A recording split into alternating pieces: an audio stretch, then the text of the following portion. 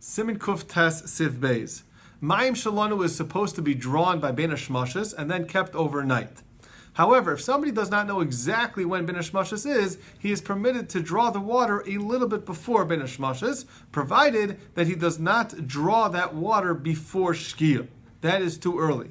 And that's only according to the Kitzur Shulchan Aruch. The Mishnah Berurah holds that since Ben Hashmashis begins immediately after Shkia, if a person doesn't know exactly when Shkia is either, then he is permitted to draw the water a little bit before Shkia. So that would be the Mishnah Berurah's opinion. The Kitzur Shulchan Aruch holds that Ben Hashmashis does not begin right after Shkia, and therefore a person could draw the water before Ben Hashmashis, before the Kitzur Shulchan Aruch's Ben Hashmashis, provided that it is still after Shkia. So that's the machlokes between the Mishnah Berurah and the Kitzur Shulchan Aruch, whether it's permitted to lechatchila draw the water before Shkia.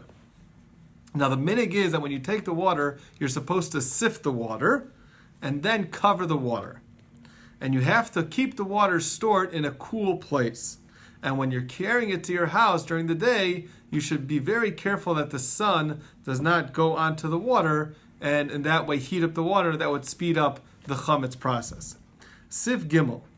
A person is permitted to draw water one day to be used over a number of days over Pesach. That is permitted to do, but the mitzvah is to each day separately draw water what you're going to need just for that day.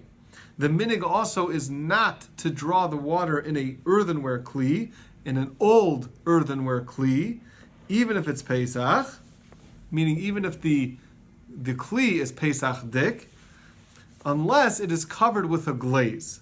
Because an old kli cheres, an old earthenware kli, which is not covered in glaze, is not a hitter mitzvah. And that's why we should avoid using that kli when it comes to drawing water.